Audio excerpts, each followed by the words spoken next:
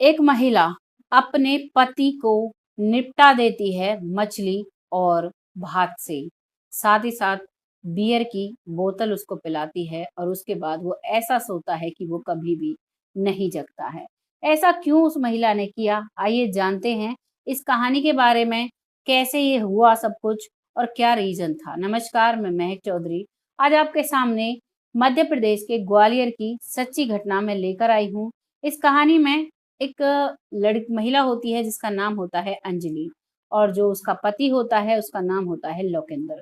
पति के परिवार में यानी लोकेंद्र के परिवार में उसका बुजुर्ग पिता होता है, छोटा भाई होता है जिसका नाम होता है दिनेश। बहुत छोटा सा परिवार है। पत्नी जो है वो घर का काम संभालती है, लोकेंद्र जो है वो जॉब करता है कंपनी में, और बुजुर्ग व्यक्ति यानी उसका ससुर है वो घर पर रहता है। देवर अभी पढ़ाई कर रहा है। परिवार बहुत अच्छे से चल रहा है, लेकिन ऐसा होता है एक दिन कि जो लौकिंदर है उसकी तबीयत खराब होती है, और तबीयत खराब में ही वो सोता हुआ रह जाता है।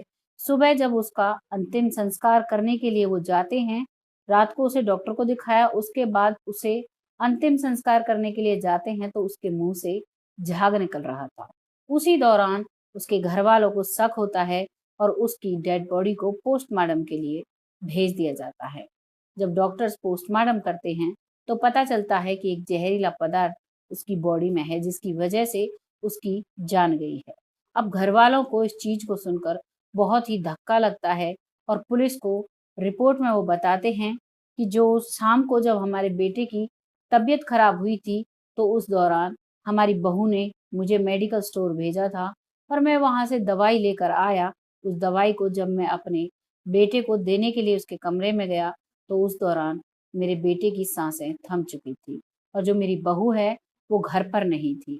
वो अपने मौसेरे भाई के साथ अपनी बहन की लड़की के बर्थडे में गई थी। मैंने उसको मना भी किया था, लेकिन वो इस बात के लिए नहीं मानती है और वो उस दौरान नहीं रुकती है, क्योंकि मैंने बताया था कि मेरे बेटे की तबीयत खराब है, तुम अब मत जाओ पार्टी में, लेकिन वो नहीं मानती है। अब पुलिस को पता चल चुका था कि हो ना हो कहीं न कहीं इसकी पत्नी जो अंजलि है वही इस घटना के जिम्मेदार है, और अब पुलिस अंजलि से पूछताछ करती है।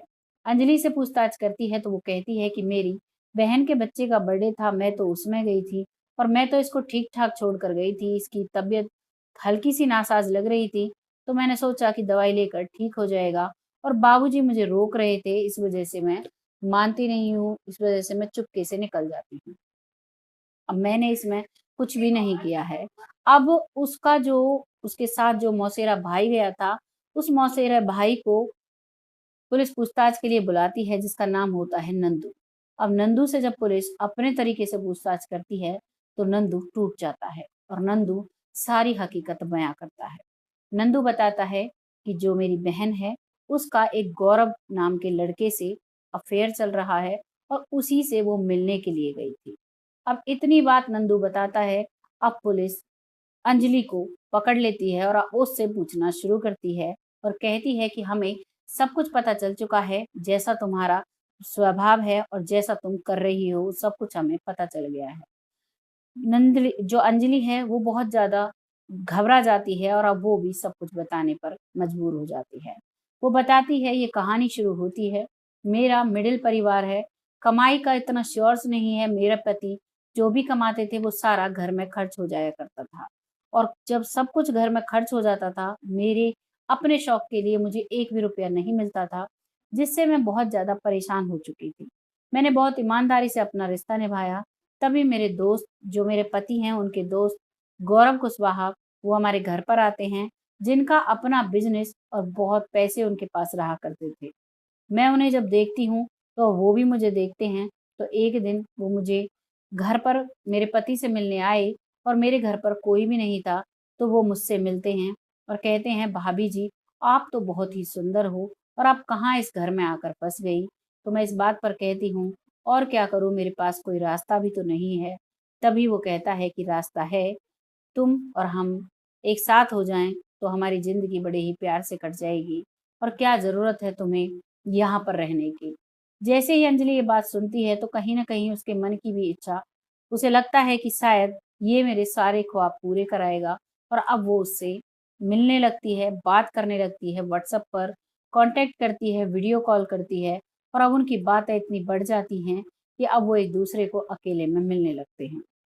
अक्सर जब उसका ससुर घर से बाहर मार्केट या किसी काम के लिए जाता, देवर पढ़ाई के लिए जाता और पति अपने काम पर जाता, तो उस दौरान गौरव को अंजलि घर पर बुलाया करती और एक साथ वो काफी समय बिताया करते और वहीं पर अपने प्यार को फरमान चढ़ाया करते। यही सिलसिला लगातार चलता है, लेकिन एक दिन इसका पति वापस आ जाता है ड्यूटी से, इसकी तबीयत खराब होती है तो घर पर गौरव को पाता है और कुछ आपत्तिजनक हालात में इन दोनों को देख लेता है। जैसे ही देखता है तो गौरव को यहाँ से भगा देता है और अपनी पत्नी को भी डांट लगाता है। कहता है ये तुमने जो किया अच्छा नहीं किया, आगे से ऐसा नहीं होना चाहिए। अब इस बात को सुनकर गौरव तो उनके घर आना बंद कर देता है, लेकिन अंजलि जो है वो नहीं रह पाती है। वो बार-बार गौरव को फ़ोन करती है और मिलने के लिए बुलाने के लिए फ़ोर्स करती है। लेकिन गौरव साफ कह देता है, "जब तक तुम्हारा पति लौकेंदर रहेगा बीच में, तब तक हम नहीं मिल सकते।" अब इसी समय लौकेंदर रस देता है, उसके मरने की प्लानिंग कर देता है और वो कहता है कि मैं तुम्हें दवाई ला कर देता हूँ, इसे अपने पति को खिला देना और उसके बाद काम पूरा हो जाएगा। अंजलि इतनी बावली हो चुकी थी इस चीज़ में कि वो अपने मौसेरे भाई को बुलाती है और शाम को पार्टी जाने का बहाना करती है।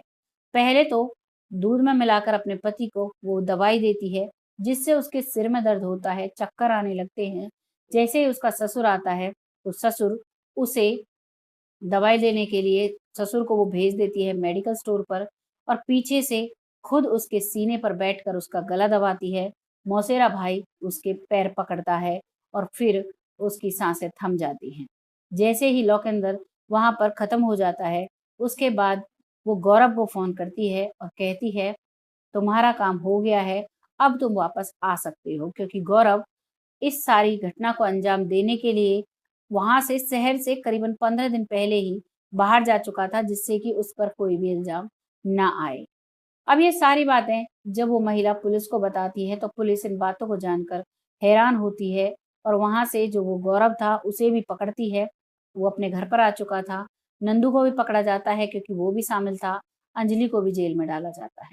इन सब के खिलाफ एफआईआर दर्ज कर मामला आगे चलाया जाता है। इनको जेल में डाल दिया जाता है और यहाँ पर वो बुजुर्ग व्यक्ति जिसने अपने बेटे को जवान किया और इस लायक बनाया कि वो कुछ कमा सके, वो आज अपने जवान बेटे की अर्थी को कांधा देकर घर पर बैठा रोता रहता है।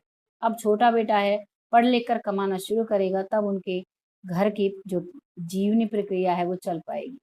ये थी कहानी एक ऐसी महिला की जिसने अपने छोटे से लालच के चलते अपने भरे पूरे परिवार को बिखरा दिया।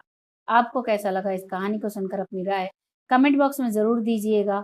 बहुत जल्द फिर आती हूँ ऐसी ही सच्ची कहानी के साथ। तब तक के लिए जय हिंद, जय भारत।